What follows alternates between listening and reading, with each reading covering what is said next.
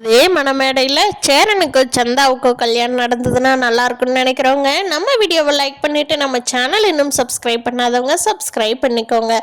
அங்கே சோழன் பாண்டி பல்லவனோட ரியாக்ஷன்லாம் பார்த்தா அவ்வளோ சீரியஸ்னஸ்லேயும் நம்மளுக்கு குபீர்னு சிரிப்பு வந்துடுது. சோழனோட எக்ஸ்பிரஷன்லாம் வேற லெவலில் பண்ணிகிட்ருக்காரு.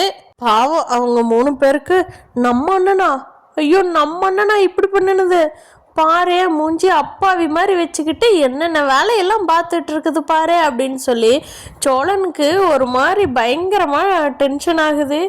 ஒன்றும் தெரியாதவனாட்டு இருந்துக்கிட்டு என்னென்ன வேலையெல்லாம் தன்னை பார்த்துருக்குது. போய் அண்ணனை ஊருக்கு போய் வச்சுக்கிறேன் அப்படின்னு சொல்லிக்கிட்டு இருக்கிறப்போ நிலா தான் அவர் அப்படியே அவரோட ஃபுல்லாக வார்த்தைகள் வெளிவரதையெல்லாம் நிலா தான் அப்படியே கட் பண்ணி வைக்கிறாங்க.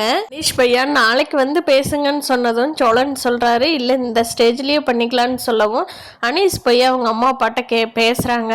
ஆமாம், எப்படி இருந்தாலும் அவனால் கர்ப்பம் ஆகிட்டா இனி நம்ம வேறு யாருக்கும் கல்யாணம் பண்ணி கொடுக்க முடியாது. அதையே நாளைக்கு அவங்கள வர சொல்லி கல்யாணம் பண்ணி பேசி வார்த்தை எடுத்து இன்னொரு டைம் கல்யாண தேதியை குறித்து கல்யாணம் பண்ணி வைக்கணும். அதான் இதுவே நல்ல முகூர்த்தம் தானே நம்ம பார்த்து ரெடி பண்ணணும். மாப்பிள்ளை மட்டும்தானே மாறிடுச்சு, நம்ம பேசாமல் கல்யாணத்தை பண்ணி வச்சுட்டு சந்தாவை அனுப்பி வச்சிடலாமா, அதுதான் நம்மளுக்கு நல்லது. சந்தாவை இங்கேயே வச்சுக்கிட்டு இருந்தா நம்ம இன்னி சொந்தக்காரங்க எல்லாம் திருப்பி சந்தா ஒரு மாதிரி பேசுவாங்க. அவளுக்கும் சங்கட்டம், நம்ம வீட்டில் வச்சிருந்தோம்னா நமக்கும் சங்கட்டம். அதனால் இன்றைக்கே கல்யாணத்தை முடிச்சு விட்டுட்டு அவங்கள தமிழ்நாட்டுக்கு அனுப்பி வச்சிடலாம். ஆனால் கண்டிப்பாக நான் சொல்கிறேன், சேரன் சந்தாவை நான் கண்டிப்பாக நல்லபடியாக பார்த்துக்குவார், அதுக்கு நான் கேரண்டி 100க்கு 100 பார்த்துக்குவார் அப்படின்னு சொல்லி அனீஷா அவங்க அம்மா அப்பா கிட்ட ரொம்ப ரெக்வஸ்ட் பண்ணி கேட்டு கெஞ்சி தான் சம்மதம் வாங்குறாரு. எப்படியோ ஒரு வழியாக அதே ஸ்டேஜ்லேயே அப்போது சோழன் சொல்கிறாரு, இங்கே பாருங்கள், இவ்வளோ செலவு பண்ணி இந்த ஸ்டேஜ் டெக்கரேஷன்லாம் பண்ணியிருக்கீங்க, இதில் ஒரு கல்யாணம் பண்ணாமல் போனால் எல்லாமே வேஸ்ட் ஆயிரும் இல்லையா, திருப்பி ஒருக்கா நாங்களும் செலவு பண்ணணும், பேசாமல் இவ்வளோ நல்லா பண்ணியிருக்கீங்க, இதுலேயே கல்யாணத்தை முடிச்சிட்டோம்னா 2 in 1 ஆச்சு, எப்படியோ நீ அண்ணனுக்கு தான் சேரனுக்கு சந்தாவை கல்யாணம் பண்ணி கொடுக்கணும், அப்புறம் என்ன அப்படின்னு சொல்லவும் அவங்களும் என்ன பண்ணுறது, சரி கட்டி தொலைங்க அப்படிங்கிற மாதிரி அவங்க அம்மா அப்பா ரொம்ப வெறுப்பாக பதில் சொல்லிடுறாங்க. அனீஷும் குஷியாயிடுறாரு, சந்தாவும் பயங்கர ஹாப்பி என்னாச்சு ஆயிடுறாங்க. இங்கே சேரன் அண்ணாவுக்கு அப்பாடா கல்யாணத்தை நம்ம பண்ணுனா சரிடா, சந்தா அத்தனை பாடுபட்டு கேட்டுக்கிட்டு இருந்தது என்ன ஊருக்கு கூட்டிகிட்டு போயிருங்கன்னு. அதான் அந்த பொண்ணை மதிக்காமல், அது சொன்ன வார்த்தையை மதிக்காமல் இவ்வளோ தூரம் வந்துட்டோம், இவ்வளோ தூரம் லவ் பண்ணுறோன்னு சொல்கிறோம், இன்னும் இவங்க கல்யாணம் பண்ணி வைக்கிறதுக்கு இவ்வளோ இது பண்ணுறாங்க, மாப்பிள்ளை வீடு கூட போயிட்டாங்க, அப்புறம் என்ன இவங்களுக்கு கல்யாணம் பண்ணி வைக்கிறதுக்குன்னு சேரனுக்கு ஒரே கோபமாக இருக்குது. பாவம் அவருக்கு தெரியல சந்தா ப்ரெக்னென்ட்டு, இவருனால தான் ப்ரெக்னென்ட்டுன்னு சொல்லி இந்த கல்யாணத்தை நிறுத்துச்சுங்கிறத இப்போ வரைக்குமே சேரன் அண்ணாவுக்கு தெரியவே இல்லை. அவர் நினச்சிக்கிட்டாரு நான் இவரைத்தான் லவ் பண்ணுறேன்னு சொல்லு, அதுக்கு தலையாட்ட சொல்லுதுன்னு நினச்சிக்கிட்டு ஆமான்னு தலையாட்டிட்டாரு. அவருக்கும் ஹிந்தி புரியல. இப்போது அங்கே இருக்கிற எல்லாத்துக்குமே தெரியும் சந்தா ப்ரெக்னெண்ட்டாக இருக்கிறாங்க, அதனால சேரன் அண்ணாவுக்கு கல்யாணம் பண்ணி வைக்கிறாங்க அப்படிங்கிறது சேரன் வீட்டு ஆளுங்க சந்தா வீட்டு ஆளுங்க எல்லாத்துக்குமே தெரியும். ஆனால் பாவம் தாலி கட்டுற சேரனுக்கு மட்டும் தெரியாது சந்தா நம்மளால தான் ப்ரெக்னென்ட் ஆகி அதனால் கல்யாணம் பண்ணுறோம் அப்படிங்கிறது. அவர் நினச்சிட்டாரு லவ் பண்ணணும்னு சொன்னதுனால தான் கல்யாணம் நடக்குதுன்னு. இந்த விஷயம் பாவம் அவருக்கு கடைசி வரைக்குமே தெரியல. தாலியெல்லாம் கட்டிக்கிட்டு சரி அனீஷு நாங்கள் எங்கள் வீட்டுக்கு கிளம்புறோம் அப்படின்னு சொல்லி சோழன் சொல்கிறாங்க. என்ன அப்படியே கிளம்புறீங்க, பொண்ணு வீட்டுக்கு ஒரு டைம் போய்க்கலாம் அப்படின்னு சொல்லவும் சரி உங்களுக்கு அது சம்பிரதாயம்னா நாங்கள் வந்துட்டே போகிறோம் அனிஷா அப்படின்னு சொல்லிடுறாங்க சோழன். சந்தாவும் சேரனோட ஜோடி பொண்ணோட வீட்டுக்கெல்லாம் போய் சம்பிரதாயங்களை முடிச்சுட்டு நேராக சென்னைக்கு கிளம்பிடுறாங்க. அப்போது நடேசனுக்கு ஃபோன் பண்ணி சொல்கிறாங்க, இங்கே பாருங்கள் நம்ம சேரன் அண்ணாவுக்கு கல்யாணமே முடிஞ்சது, சந்தாவை இங்கேயே வச்சு கல்யாணம் பண்ணிட்டோம், நீங்கள் எதுவும் தப்பாக நினச்சிக்காதீங்க அங்கிள் அப்படின்னு சொல்லி நிலா ஃபோன் பண்ணி சொல்கிறாங்க. என்னம்மா சொல்கிற, அந்த பிள்ளையை கூட்டிகிட்டு வரேன்னு தானே போனீங்க, ஏம்மா நம்ம ஊர் கோயில் குளத்தில் வச்சு கல்யாணம் பண்ணியிருக்கலாமே, எதுக்குமா அங்கேயே வச்சு கல்யாணம் பண்ணீங்க அப்படிங்கிறாங்க. அதுக்கு நிலா சொல்கிறாங்க, அது ஒரு மாதிரி கிரிட்டிக்கலான சுச்சுவேஷன் ஆயிடுச்சுங்க அங்கிள், வேறு வழியே இல்லை, அதனால தான் இங்கே வச்சே கல்யாணம் பண்ணிட்டோம், இப்போ என்ன நம்ம வீட்லேயே வச்சு ரிசப்ஷன் வச்சுருவோமே, எனக்கு சோழனுக்கு வச்சிங்களா அந்த மாதிரி வச்சுருவோமே அப்படிங்கிறாங்க. அது நல்ல ஐடியா தாம்மா. எப்படியோ என் பையனுக்கு பிடிச்ச மருமக வந்தா சரி நம்ம வீட்டுக்கு அப்படிங்கிறாங்க அங்கே நடேசனும். ஏன் காரில் ஏறி சந்தாவோட வீட்டுக்கு போயிட்டு வர வரைக்கும் சோழனோ பாண்டியோ பல்லவனோ எதுவுமே பேசாமல் அமைதியாக தான் வந்துக்கிட்டு இருக்காங்க.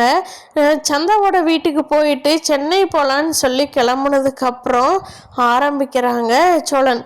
அண்ணே நிஜமாவா அண்ணே அப்படிங்கிறாங்க. என்னடா சோழா என்ன கேட்குற, எனக்கு ஒன்றும் புரியல அப்படிங்கிறாங்க.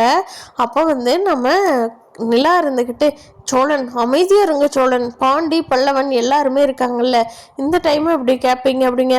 ஆமாம் ஆமாம், அவங்க அப்படியே எல்கேஜி குழந்தைங்க. ஏன் நிலா நீ வேற. அண்ணே சொல்லுண்ணே அப்படிங்கிறாங்க.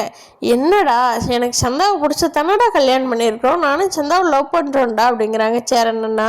அப்போ சோழன் திருப்பியும் கேட்குறாரு.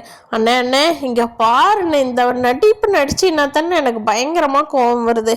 நான் என்ன கேட்குறேன் நீ என்ன பதில் சொல்கிற அப்படின்னு சொல்லி கேட்குறாங்க. என்னடா கேளு சொல்ல, எதுக்கு இப்போ இவ்வளோ கோவப்படுற அப்படிங்கிறாங்க. என்ன சந்தா அண்ணி கர்ப்பமாக இருக்கிறாங்களே, இது எப்படிண்ணே உன்னையெல்லாம் நான் எவ்வளோ நல்லவன்னு நினச்சிட்டு இருந்தேன் தெரியுமா, இப்படி பண்ணிட்டே அப்படிங்கிறாங்க. டே என்னடா சொல்கிற, ஒரு அப்பு வச்சேன்னா அப்படிங்கிறாங்க சேரன். என்னென்ன என்னை அடிச்சுட்டு இந்த ஊர்க்காரனுங்களுக்கெல்லாம் போய் அடிக்க போறியா, என்னை மட்டும் எதுக்கு அடிக்கிற அப்படின்னு சொல்லி சோழன் கேட்குறாங்க.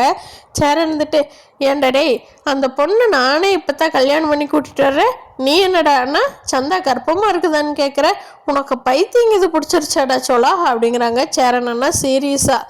அப்போது சோழன் சொல்கிறாரு, கல்யாணம் இப்போ தானே பண்ணுற, ஆனால் அவங்க ப்ரெக்னென்ட்டுன்னு சொல்லித்தானே இந்த கல்யாணத்தை நிறுத்தினாங்க, நீ ஆமாம் ஆமான்னு அங்கே எல்லாம் மண்டையாட்டின, அப்போ இல்லாத அசிங்கம் தான் இந்த பல்லவன் பாண்டி முன்னாடி பேசினா உனக்கு இருக்குதாக்கும்.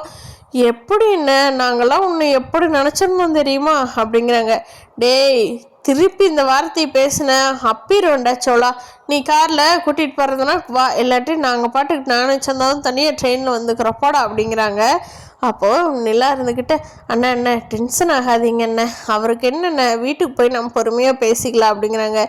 என்னப்பா நிலா நீயும் இப்படி கேட்குற, சந்தா எப்போ ப்ரெக்னென்ட்டானா இவன் என்ன சொல்கிறான்னு எனக்கு புரியலப்பா அப்படிங்கவும், நிலா தான் திருப்பி ஒரு டைம் ரிப்பீட் பண்ணி அங்கே நடந்ததுக்கு காரணம் இதுதான் அப்படின்னு சொல்லவும் சந்தா இருந்துக்கிட்டு அப்போ குறுக்க பேசுகிறாங்க. சேரன் சொல்கிறாரு, ஏன் சந்தா அப்படியா அப்படிங்கவும் சந்தா பேசுகிறாங்க. ஆமாம் இந்த கல்யாணம் நின்று போயிடும், என்ன நீங்கள் லவ் பண்ணுற என்ன பண்ணுற எதை சொன்னீங்கனாலும் இந்த கல்யாணத்தை நிறுத்தவே முடியாது, அதனால தான் நான் சும்மாவாவது என் வயிற்றில் உங்களோட குழந்தை வளருதுன்னு சொல்லிட்டேன் அப்படிங்கிறாங்க. அப்போ சேரனுக்கு தூக்கி வாரி போட்டுருது. ஐயோ என்ன சந்தா சொல்கிற அப்படிங்கிறாங்க. ஆமாம் அதை சொல்லங்காட்டித்தான் இவ்வளோ பஞ்சாயத்துக்கு போனாங்க, இந்த மண்டபத்தையே மாற்றினாங்க, அடுத்து வேறு கல்யாணமே பண்ணவும் மாட்டாங்க அப்படிங்கிறாங்க. ஐயோ சந்தா இப்படி போய் சொல்லியிருக்கிறியே, எனக்கு அதுவும் தெரியாமல் ஆமாம் ஆமான்னு மண்டையாட்டிட்டேனே அப்படின்னு சொல்லிட்டு சேரன் ஆச்சரியப்படுறத பார்த்துட்டு பல்லவன் பாண்டி சோழனுக்கெல்லாம் இப்போ தான் ஒரு திருப்தி இருக்குது. டேய் நம்ம அண்ணன் கரெக்டாக தாண்டா இருந்திருக்குது, நம்ம தாண்டா ரொம்ப அவராக யோசிச்சிட்டோம், அண்ணன் கரெக்டாக தான் இருந்திருக்குது, சந்தா தான் இந்த கல்யாணத்துலேருந்து தப்பிக்கணும் அப்படிங்கிறதுக்காக இப்படி ஒரு பைய சொல்லியிருக்கிறாங்க அப்படின்னு சொல்லி சேரன் கூட பேசுகிறப்ப தான் வீட்டில் இருக்கிற எல்லாத்துக்குமே புரிய வருது. ஓ அப்போ இப்போ தானே அந்நியாகிறாங்க, பரவாயில்ல அப்படின்னு சொல்லிட்டு எல்லாருமே ஜாலியாக சந்தாவை ஊருக்கு சென்னைக்கு கூட்டிகிட்டு வந்துடுறாங்க. பற்றி நீங்கள் என்ன நினைக்கிறீங்கன்னு கீழே கமெண்ட் பண்ணுங்கள் ஃப்ரெண்ட்ஸ். தேங்க்யூ.